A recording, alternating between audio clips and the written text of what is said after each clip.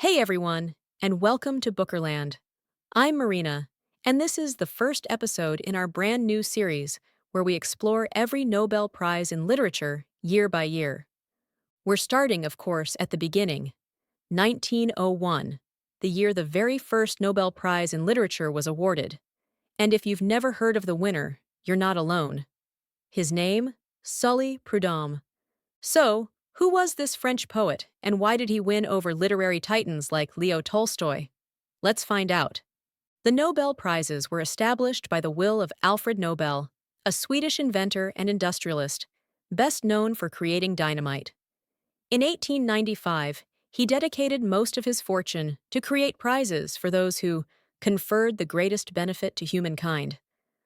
One of those was for literature, awarded to the person who produced the most outstanding work in an ideal direction. Nobel loved poetry and drama himself, so the inclusion of literature in his prizes wasn't a surprise.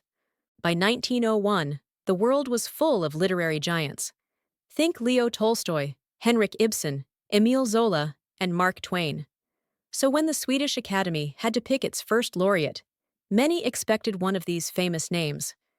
Instead, they chose a relatively unknown poet outside France, René-François Armand Prudhomme, better known as Sully Prudhomme.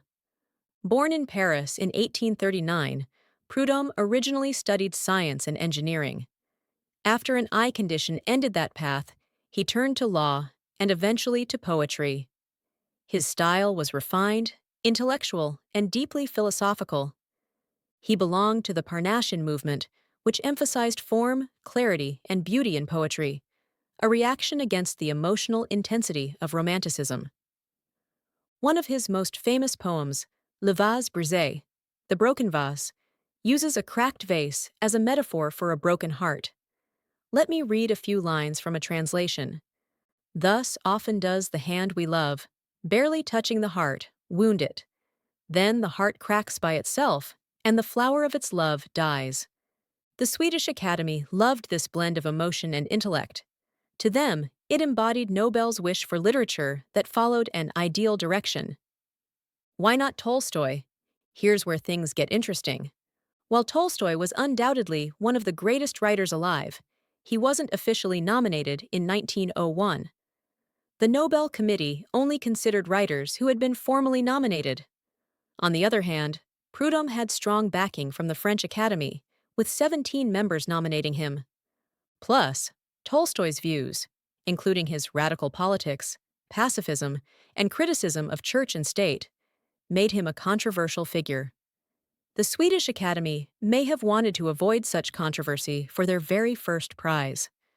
So, Prudhomme was seen as a safer, more diplomatic choice. The decision sparked a backlash. Writers and critics across Europe were stunned.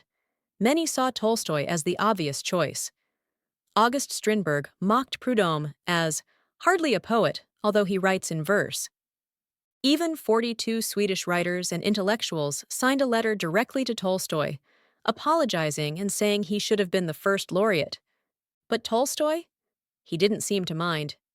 In fact, he said he was relieved. He wasn't interested in prizes and didn't want to deal with the money. Classic Tolstoy. Prudhomme donated part of his prize money to create a fund supporting young poets, a classy move. But sadly, his fame didn't last long. He died just 6 years later, in 1907. Today, he's rarely read outside of literary circles. The 1901 decision also shaped the early years of the Nobel. The Swedish Academy tended to favor moral, traditional, and often less radical writers in the beginning. Over time, that would change. But it all started with this surprising, polite, and very French choice. And that's the story of the first ever Nobel Prize in literature. What do you think? Should it have gone to Tolstoy instead? Let me know in the comments, and don't forget to like and subscribe so you won't miss the next episode in our Nobel series. Thanks for watching Bookerland. I'm Marina, and I'll see you in the next chapter of literary history.